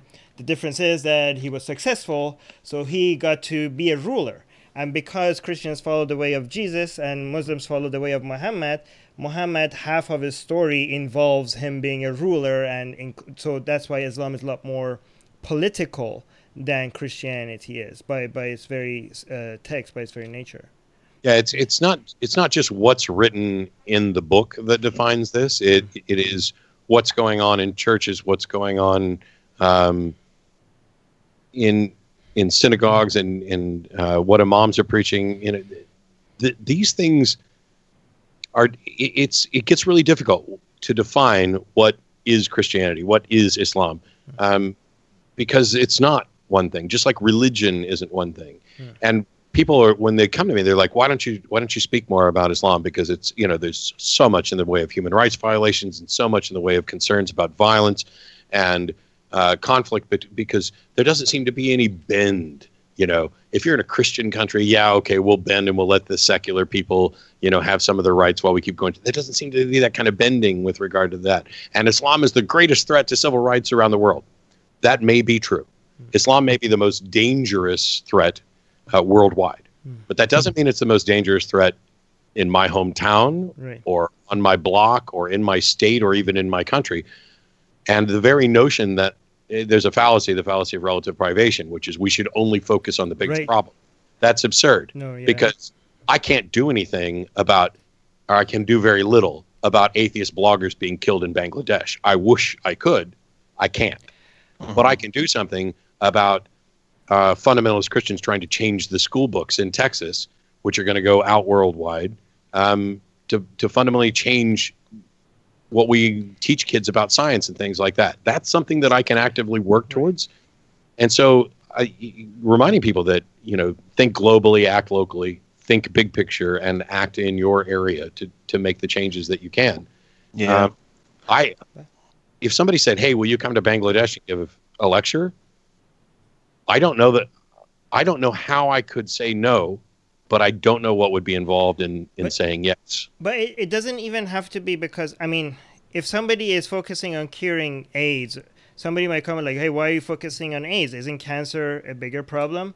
They're addressing a problem. It doesn't have to be the biggest problem. Right. But let me just point this out. I don't think it even matters if it's in your area. You could be an atheist in an Islamic country, but you are very passionate about Christianity, and your activism is against Christianity. Or maybe it's not even about religion. Maybe you're a skeptic in an Islamic country, and you're fighting, like homeopathy. I always have a problem saying that. Homeopathy. Homeopathy, because that's something that you care about, or maybe vaccine. People are talking against vaccines, even though you're in an Islamic country. Maybe you want to make sure tell them no, vaccines are, you have to get your kids vaccine. I mean, people choose what their activism is on. It could be as broad as all your experience. Yeah, it's based on even not only that, but if we all worked on the same problem, right? How much worse would the world be for the problems we're not addressing? Right. Yeah, I think, and that's the other thing. I always, my answer to this is always this. You can't address. There's different layers on which you have this conversation. Like, you can't address jihadism without addressing Islam, because Islam is at the root of it. But you also can't just discuss Islam if you think that religious faith can be a virtue when it comes to certain things, right? So religious faith is the root of it all, because that, as Armin said last time, that is the method by which you get to bad ideas and bad conclusions. And if you have that, if you still think that religious faith is a great way, or faith and revelation are a great way to arrive at the truth. But Ali, I think it's okay to focus something, because you're I agree with that. Yeah. But I still think that if you think that you can't really have an argument against the jihadists, that's why I only really I think when it comes to secular critics of Islam, that makes a lot more sense to me than, for example, there's a lot of really religious Christians who have problems with Islam. Because if you take that line of thinking, you could be like, I can engage them. Yeah. If you take that line of thinking, you're like, okay, so people are like, if I'm fighting Islam, people are like, why Islam? Why not just all religion? Okay, religion. And then somebody could say, why religion? Why not all dogma? Like, okay, all dogma. And like, okay, why just dogma? Let me finish this thought. I know you're not saying it, but people say. But if you keep that going, then you're like, okay, why dogma? Why not all bad ideas? Or like, okay, I'm going to focus on all bad ideas. And like, why just bad ideas? Why not all bad things?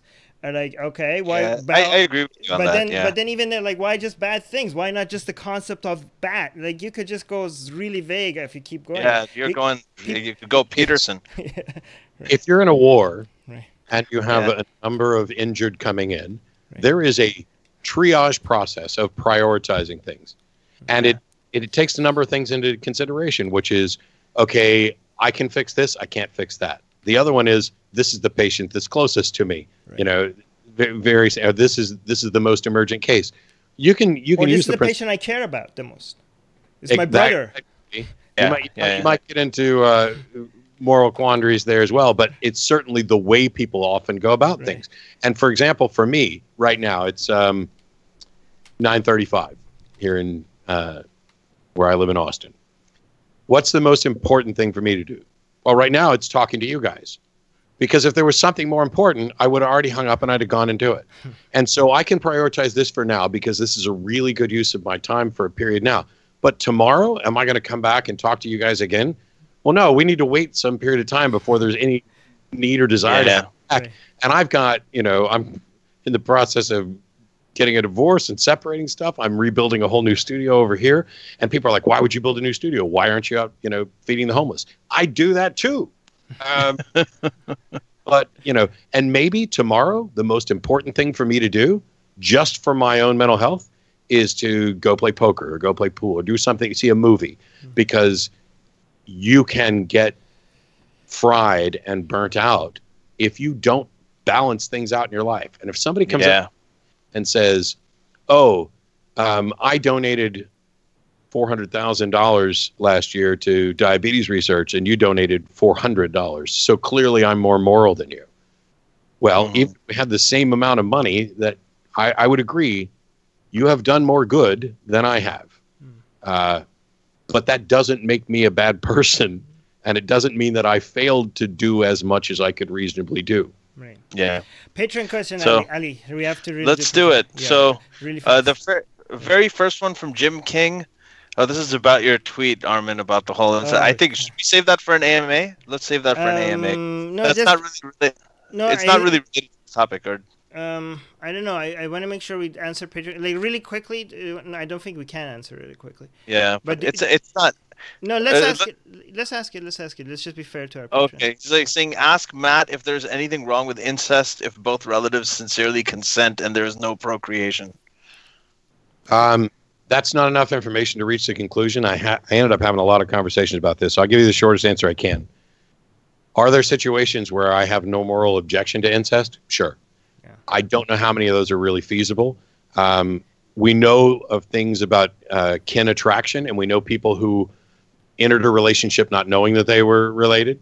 There may be, if there's no procreation, you set aside all the genetics, that his particular example doesn't exclude the possibility that a parent groomed a child their entire life to be power dynamic. But they became a, so yes, so those sorts of issues lay into that question.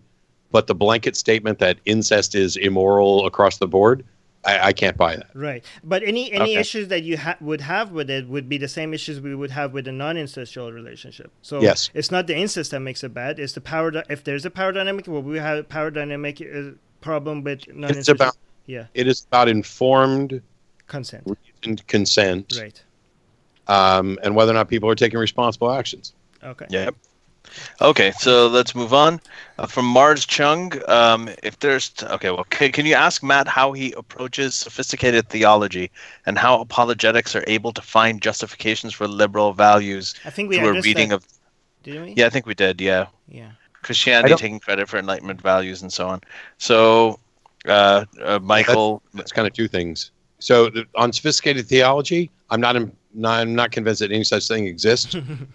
I actually call it obfuscated theology, right. Because I couldn't agree more. Yeah, the arguments William Lane Craig presents are exactly the same as Ray Comfort's. They just sound better. Right. It's basically hiding really dumb arguments behind really complicated words. Well, a really good example of this is it's creationism and intelligent design. So intelligent design came in, and that was supposed to be a sophisticated one, but it really is creationism just dressed up in a very nice way. So for example, this argument that the God is the greatest, imagine the greatest thing, and now because you imagine it must be, is like you could really dumb it down. We're like, okay, I'm imagining the most delicious ice cream in the world. So does that now exist? Like you could if you take around, I don't know, if you take around the wording that they use and just present it in a simple way, I think most people can recognize how dumb they are. You can't do that with just delicious. There's something about greatness that actually includes existence or the greatest evil. How about the greatest evil? Can you do it with the greatest okay, so if there's a greatest good, then there should be also the greatest evil, but they don't have that because the devil is not all powerful like God is, right? So the other problem with that is that they just assume that the greatest possible thing necessarily exists because it would be greater to exist than not exist. Which is a little bit of a bait and switch, but also there's a good response to that I like, even though I know this one. It's not going to be convincing, which is it would be much more impressive for me to be able to create a universe without even existing. So that actually proves that based on that argument, God should not exist because Yeah. All right. So I have there's two questions that Michael asked that actually kind of go together. So I'll read them both. First, what is the most common fallacy you've heard during your debates? And the second is, which of the well-known apologists is the most ridiculous? Putting you on the spot. I think he wants to name names. Yeah, that's going to be your call. When I say that William Lane Craig's arguments are the same as Ray Comfort's, I guess I'm implying that Ray is more ridiculous, when really it's just he's not as good at relaying the same argument. There are some individuals that actually half of my debate opponents probably have made similarly ridiculous claims. Mike Lacona, who's a smart guy, basically argued for the supernatural on behalf of Ouija boards and moving trash can lids, and it was just bizarre. Cy ten Bergenkate is a presuppositionalist who doesn't even really completely understand the precepts that he's parroting when he talks about this stuff. And Matt Slick is also smart guy, but they get stuck in sort of a loop, a defense loop of how do you know that? How do you know that? You could be a brain of that without actually acknowledging the fact that while neither of us can solve the problem of hard solipsism, pretending like you have just makes you look ridiculous. As far as the most common fallacies, probably argument from incredulity or argument from ignorance. But it might actually, the thing is, depending on how they structure the argument, the fallacy could change because most people don't put together a syllogism. Most people are speaking plain, and you're going to find there's a bunch in there. And it may be that the most common one is an equivocation fallacy, which is kind of what I addressed on Sunday, because the question was, can faith be rational? Well, if by faith you mean confidence level, then yes, you can have a rational confidence level. If by faith you mean the foundation for belief instead of evidence, then no, that's not rational.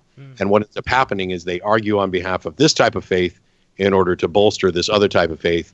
And that happens even when it's not the most obvious fallacy, because it's a problem of language.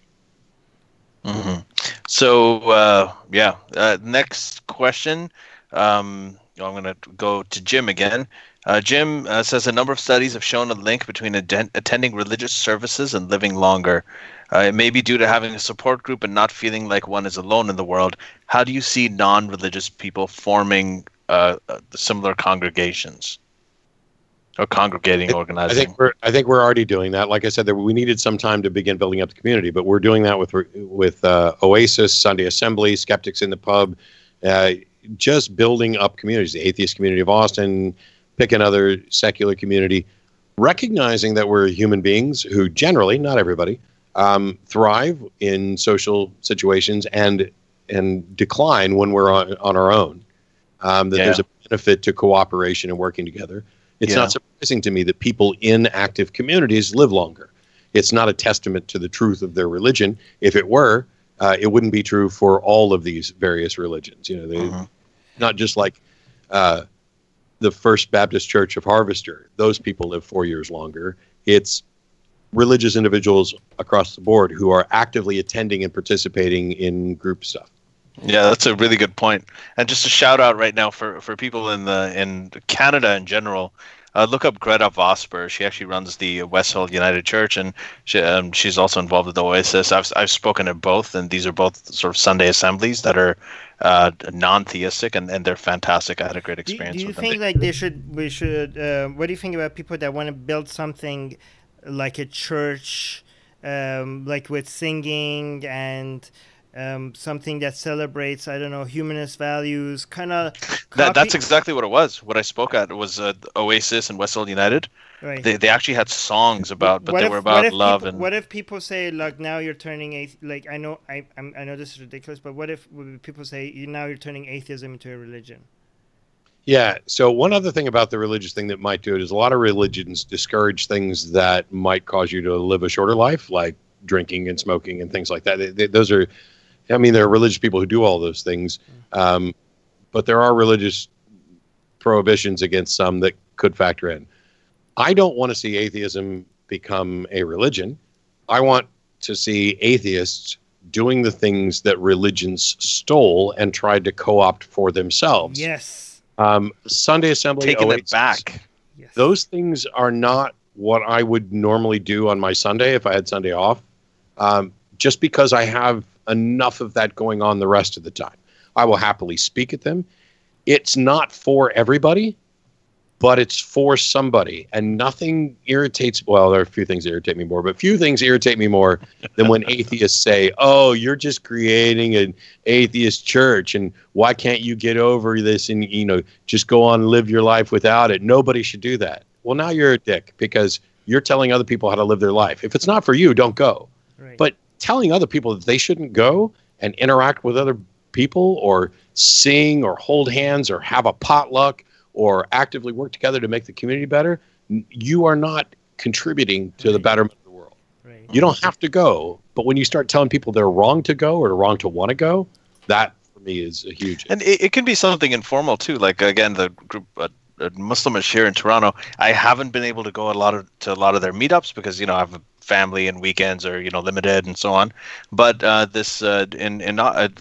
their next event is actually a family picnic, is where people bring their kids and everything like that. And it's not really a speech thing. It's not a secular thing really, but it's just people getting together and we're going. It's easier for me to make it out to that. So I think that it can bring more people into the fold just for that reason, building communities. Look at, is Burning Man turning music and drug religion? When you go to your football game, I think you're probably closer to having football as your religion than if you're an atheist who goes to right. Yeah, so nobody says that about football fans. I mean, I took a religion course. I think that there's two elements that make something a religion based on definition. People getting together doesn't make it a religion. It needs to be, there needs to have a supernatural element, and there needs to be rituals. If you have these two, then you have religion. Like, for example, astronomy is not a religion because it's supernatural, but there's no rituals, right? But if you have, I think these are the two elements that make something a religion. I don't know if you agree with that. Rituals. I don't know if I go with necessarily just those two. I mean, there's probably going to be a number of different definitions for religion that I would accept. Right. Yeah, I think I would kind of agree with. Sorry, go ahead, Matt. I'm sorry. No, I'm just saying those two could be. I'm just not necessarily convinced that is the best or preferred. I mean, I don't have any objection to it. It's I'm concerned with how we define religion. That so it's kind of like porn. When the Supreme Court was talking about, they didn't put a definition on it, but it was kind of a we know it when we see it thing, and I think that's fine. Yeah, like Yuval Noah Harari talks about communism being religion, and a lot of these other things too. So, and they have common elements. But anyway, so let's move on. There's a specific definition of a cult that people have used. And in that context, it's, with you being removed from your family and that sort of thing becomes cult-like. On the other hand, a cult is what the big religion calls the little religion. Yeah. I mean, a cult, the only difference between a cult and a religion is size, honestly. So just really quickly, I guess we have around 10 or 11 more minutes. So from Mars, in the debate with Jordan Peterson, you discuss morality. Jordan Peterson seemed to sneer at basing morality on well-being. Your thoughts seem to parallel Sam Harris's. Yeah. Can we anchor morality objectively to realism? Yes. I mean, I gave a lecture for years on the superiority of secular morality, and I stopped giving it when Sam came out with The Moral Landscape because it was just much easier to tell people to read his book because while we don't agree on absolutely every fine point in it, it largely expresses my thing. We are physical beings in a physical universe. The rules of the universe dictate the consequences of my action. They also dictate what is or isn't contributing to my well-being. The rules of the universe also can dictate whether or not it's contributing to society's well-being. It's not just well-being may be ill-defined, but it's not just some arbitrary thing. It's not just a matter of opinion. If I lop your head off in almost every possible circumstance, that is definitely not in your best interest. Well, I liked what you said in there, where you said that once you've lopped my head off, the being part of well-being is already gone. Right? There's no, you're not. It doesn't exist. So that that was a great line. It was the first time that had happened that just came up on the fly because it struck me that there was not that he was being intentionally obtuse, but because he has an understanding of what should be a moral foundation, that even when he was willing to concede well-being, he couldn't see how we could objectively address it and why not being would be in conflict with well-being. You can't go more. There's only a limited number of ways in which you can interpret that. From Reason on Faith, this is just a comment, and I think it's a good comment. He's talking about a subsect of Muslims called the Ahmadi Muslims, and he is an ex-Ahmadi Muslim himself. Ahmadis are actually persecuted by all other Muslims. They're frequently killed, and they go through horrible things. So he said, I agree with Matt about the moderate types giving air cover to the more fundamentalist types, and this is why I believe it's important to tackle the feel-good memes of Ahmadi Islam, which mistakenly paints Islam in general as peaceful and somewhat progressive. Ahmadis are actually some of the most peaceful people in the world, and it's very dangerous because they're making it seem like Islam is not dangerous.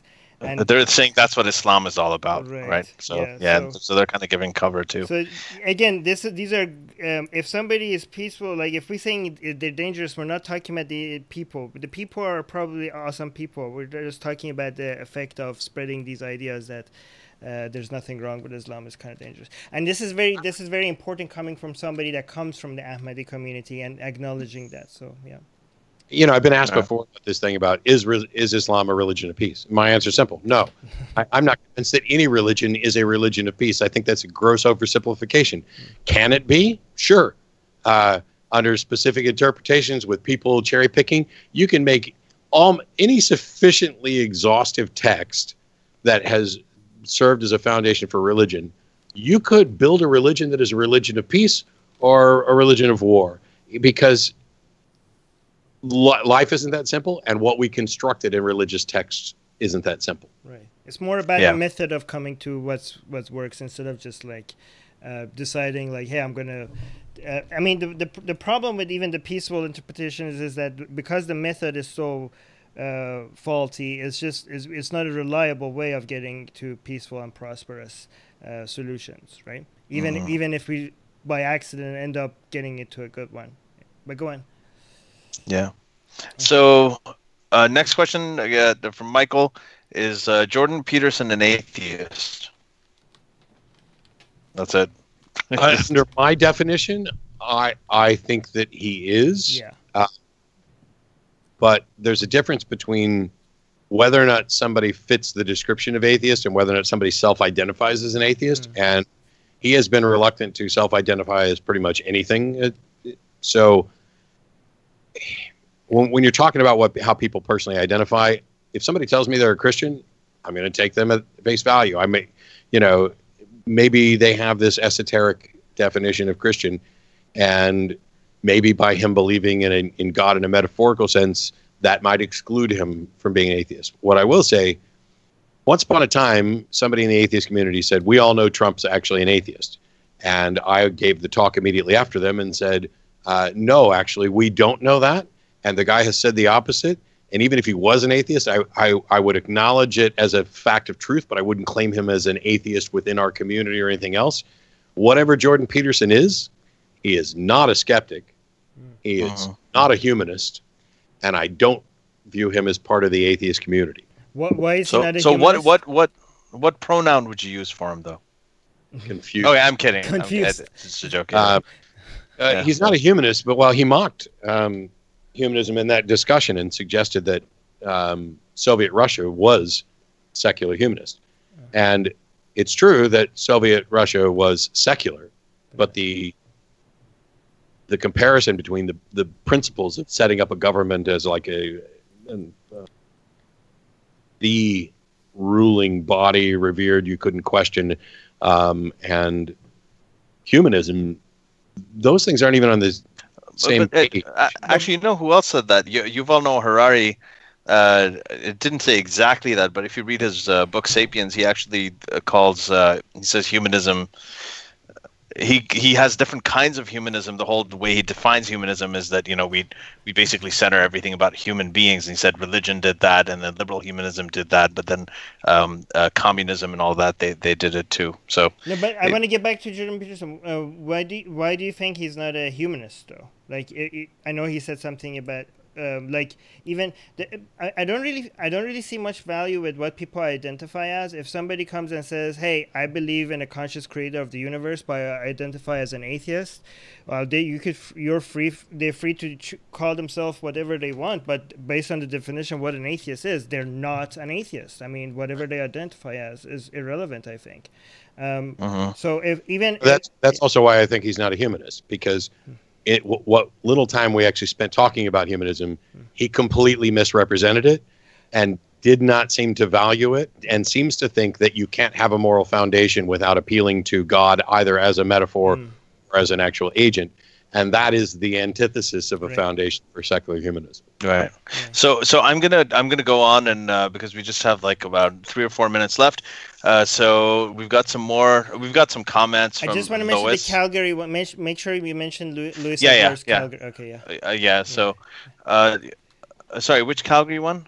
You read it out. Well, in Calgary, like Louis Edward is saying, in Calgary we are creating a community similar to what you are describing. About atheists getting together. I just want to give them a shout out. Our organization is the Atheist Society of Calgary, ASC. Great job, Luis. That's awesome. Good job. Yes. Guys. Yeah. Thank you. And so I want to. We'll finish with the last one here, just from Mars. He's saying, how did you learn how to debate like you do, and how would you suggest learning how to do it? Well, the self-promotional idea would be to say, watch my Atheist Debates Patreon channel where I go through things and describe it in great detail. We're going to do that at the end. We're going to tell people how to find you. Yeah. I really can't answer this, because when I was a kid, I think I was in a debate class for one semester, and it was a train wreck, and I don't know that I actually learned anything. The way I got, and the process by which I developed whatever skill I do or don't have, was I just did it. I did the work of navigating my way out of religion. I had a good understanding of that, and then I talked to more people. And then I started writing stuff for websites, and I would engage in written debates and discussions with people, and there were loads of mistakes made. When I started doing the TV show, I've hosted the TV show for 14 years, taking countless live calls on all sorts of topics, and they haven't all gone well. I mean, there were some huge mistakes early on where I remember one call where we were asked to give our thoughts on the ontological argument, and Russell and I gave our thoughts on, or maybe it wasn't even Russell, maybe I'm misremembering, but we gave our thoughts on the cosmological argument. And when you make mistakes like that, whether it was us mishearing or just a brain fart or whatever, I'm my own harshest critic. When I leave the TV show, when I leave a debate, I am replaying it in my head going, oh, crap, you should have said this, you should have said this. And actually, I'm getting ready to do a video tomorrow or the day after, because after the debate with Blake was over on Sunday, I had a conversation with somebody else. And in the process of having that conversation, I came up with a far better analogy for what we were discussing that I think imparts so much clarity into it. So I jotted it down. I actually went over and told Blake, and he got what I was saying right away. And I think it would have been useful in the debate. So you take notes. And I've done videos where I give tips on things. Number one, you got to be willing to change your mind. You can't go into these things saying, I'm right, you're wrong, and here's why. So you have to have the right goals. And if the right goal is to actually have a conversation and to get closer to a better understanding and help somebody else understand and help you understand, that to me is the right motivation. I don't, even on the TV show, people pull out the clips of here's Matt on a rant, or here's Matt, smacking down Christians left. I hate those videos because they don't represent what's actually going on. They're just amusing. Go into it with the right frame of mind. If you actually care about the conversation and building a better world, you're going to do fine. You're going to make loads of mistakes. Be critical of yourself. Take the criticism in. Don't worry. You're going to get loads of criticism from people who are also wrong. I learned very quickly, I can take a call on the show and get an email that says, my gosh, you have the patience of a saint, and an email that says, you are an impatient dick, and talking about the exact same call. And so you have to realize that everybody's watching these conversations with their own baggage. And I try to go into every debate or every discussion assuming that somebody is hearing all of this for the first time, and that I have an obligation to be the best representative I can be. And I also go into it knowing that I am going to fail to be the best representative, but knowing that helps me get better. And then it's just practice. It's a skill. It's in part theater, because you have to actually develop a relationship with the audience. There's a reason why they don't get to dismiss me as easily as they might dismiss, Dawkins, for example. So if you're in a Southern Baptist church and you want to have a debate, the people in that church can easily dismiss Dawkins, even though they shouldn't. It's not like I've necessarily got better responses or arguments than him, but they will dismiss him, and they can't do that as easily with me because of the background and because of having done so much of this. It seems like Mars is asking his question because he wants to learn from you. He's saying, I really want to be able to do what he does. He kicks ass in debates. This is something I'd love to learn. Maybe your path towards this is different from other people. Do you have if somebody is interested in getting better at debates, maybe they should we'll give a shout out to how people can come and watch your videos and where to find you. Do you think that's a good idea to basically see how you do it, or do you have any other advice? Watch a lot of debates, and don't just watch mine. I post mine, and then I post deconstructions of them to show the mistakes that I made. You got to be critical of yourself and your positions. You should probably be more critical of your positions than your opponents, because when you understand the objections to yours, you're going to know how to argue better on their behalf. I won't do it, but I could defend Christianity. Don't you also have to see if your opponent's coming? Can you finish that thought? That was very important. You could. I could defend Christianity better than a good chunk of the people that I've debated. Yes. I won't do it because I know I could, because I know the impact of it. But doesn't it depend on whether your opponent is coming from a position of good faith or not? Because sometimes people will they'll know that you're being more self-critical, and if they know you're being more self-critical, they'll there are some people who will exploit it. They'll keep on interrupting. They'll try to take you off into tangents, and I've noticed this happens a lot with religious people that I debate. Oh, sorry. Go ahead. Finish that. Sorry. Yeah. I'm really excited about saying this though. So yeah. Why don't you do that with your videos? Like make like a Steelman version of Christianity, and then debate yourself. Like you could make do black and white version where you're like Steelmanning their arguments, and then switch to this is how you would respond to that. So I don't want to do their job for them if they can't do a job. I don't want to help them. Why would you want to give them arm the enemy? But yeah, going back to that, how to fight the best arguments. But anyways, okay. Yeah, but yeah, you'll get accused of straw manning, no matter how accurate you are. Yeah, you're still going to get accused of that. Yeah, right. But how do you deal with if you're being self-critical, and how do you deal with an opponent who is sort of exploiting that and trying to sort of derail you in a way because they're not coming from a place of good faith, for lack of a better term? I have no problem flat out exposing that, because if it's the truth. So one of the things that I try to do when I'm setting up the structure of some of the debates, I don't want a collegiate 4 points debate, joint press conference or that. I want to actually have a conversation because I trust that a good chunk of the audience, the portion that I think is reachable, will be able to tell who is actually thinking and responding and who is just regurgitating something that they heard or something. Mm-hmm.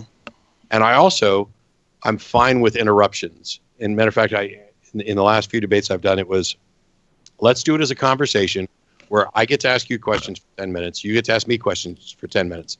And the time belongs to the person who's asking the questions. So that if I ask you a question and I don't like your answer, I don't think you're getting there, I get to interrupt you. Everybody knows I can interrupt you to bring you back to the question. And I trust that the reachable portion of the audience is able to tell the difference between someone interrupting in order to prevent a good point being made and someone interrupting in order to bring someone back to the question at hand because they're off in rabbit trails. And so if somebody is trying to exploit, this, I'm happy to call that out. Thing is, I try not to go negative or aggressive until after they've done it. Because if you maintain the high ground, if they start going really low, you can go a little lower and still look like you're, way ahead.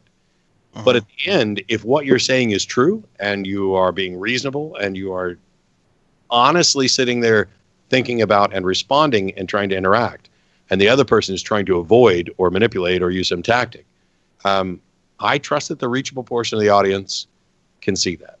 Yeah. Well, thank you.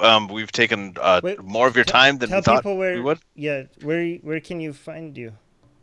At mattdillahunty.com is pretty easy. Also, Atheist Debates or patreon.com/Atheist Debates.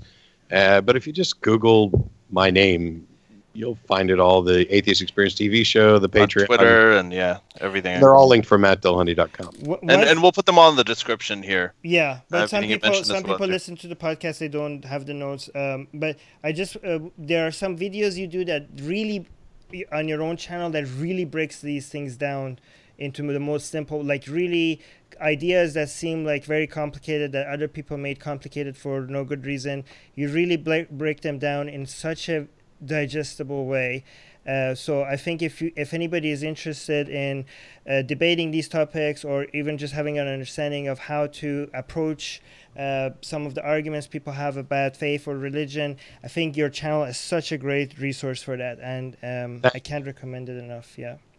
Thank you very much. Yeah. I do this because I love it, and I'm very grateful to the community because for 4 years now, it's been my job. I left my software job and I produce 3 videos a month for the Patreon thing. It's managed to keep me from losing my house and afforded me much more free time to go around doing lectures, debates, magic shows, and using the magic to teach skepticism.